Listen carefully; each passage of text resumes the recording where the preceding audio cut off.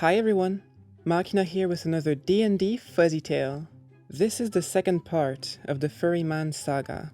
If I don't forget to put them there, you should have a link to the previous video popping on the screen and in the description. Obviously, I highly suggest watching part 1 before watching this. If you're already all caught up with the story, then let's begin. This story is by user Dr. Glavoer. We begin the part 2 of our tale, with the party leaving the starting town on our epic horny cat people quest. On the way, we immediately meet Feather, who you will notice was not introduced in the last session. She was introduced by being a random trail guide, with no explanation either to us or to the player herself as to why she was actually there. Now, an interesting thing about this character is that the player made her a child in elf years, a fact which eluded the DM for the entire campaign. Needless to say, it made it very odd that she was a trail guide in the middle of nowhere, for no reason, with no connection to anyone around. And so we continued our epic journey towards the horny catmans. We got into some uneventful fights that are not worth recounting and were mostly filler, until we arrived in the city, at the edge of a cursed desert, which the DM then informed us was actually hell. You could actually walk to hell. It was like a mile from the city. Our objective was on the other side of literal hell, but to cross it, we needed to find a guide. Our two guide options.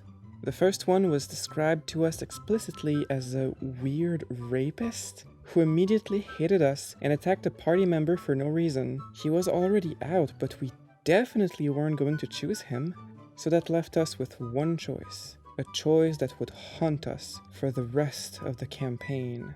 The most, epic, cool, badass, totally sexy DMPC. He was being executed, although we would later learn that he was actually immortal, so we don't know why he even cared. After saving him by giving them a different person to be executed, because that's how the law works apparently, he mentioned that he will only guide us if we steal back all of his stuff from a specific house, because the DM already had an adventure he ran with another group and wanted to see what we do with it. His words, not mine. After this mild distraction that takes about 45 minutes, we set off into hell, which apparently can only be reached with the power of the epic Knoll Furry DMPC OC. Weirdly fitting. Now, you may think that an epic quest that sends us through hell itself, filled with magic, twists, and epic adventures would be fun.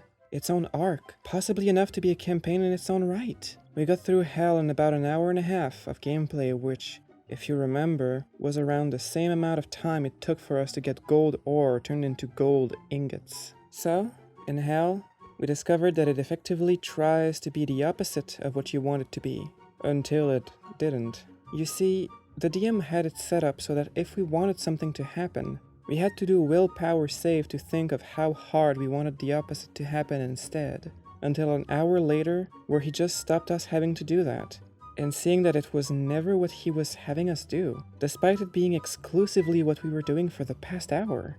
Funnily enough, a thing that we did want to happen happened, and the DMPC got eaten by a giant hellworm. Unfortunately, he was back within 15 minutes. Then, we escaped hell. Did that seem weird, anticlimactic, and like we didn't really do much? Yeah, that's because it was. Once outside, we immediately see the city of horny cat people. Just there, on a hill, right after hell. Once again, another giant city, a simple jog away from hell like all good cities. We were described how it was all cool and Magitech looking, with large magical airships flying in and out of it. Now, the city might sound like an interesting idea, a good place to explore, filled with mystery and things to interact and engage with. Now, unfortunately, none of those things happened in the city, and it just served as a glorified world hub for an entirety of the campaign.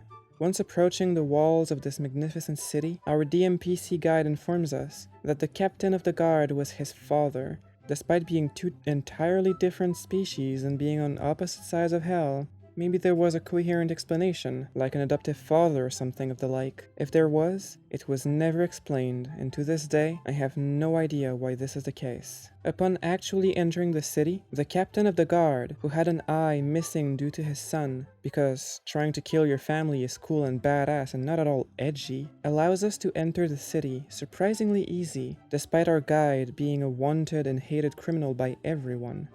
We learn that it's considered a hub among worlds due to its portal technology, allowing anyone to go anywhere in the multitude of all the planes of existence, all for the massive price of 1 silver per person.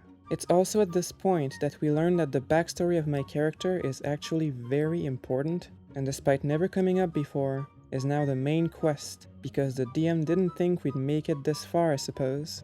So, next up, we have to go and imprison thousands of evil spirits because they destroy all of the worlds across all the dimensions, and so we set off into a portal, into a cave, which is a tale for another post. Stay tuned for part 3. Just as we saw in part 1, the DM seems to quite enjoy just putting things there and never explaining them, and in this part he pushed it as far as he could, and yet I wouldn't be surprised if he pushed it even farther in part 3. What do you think of that DM? Do you think you'd have already left the game if you were in OP's place? Or would you have persevered just to know how far it could go? Stay tuned for part 3. Until then, take care.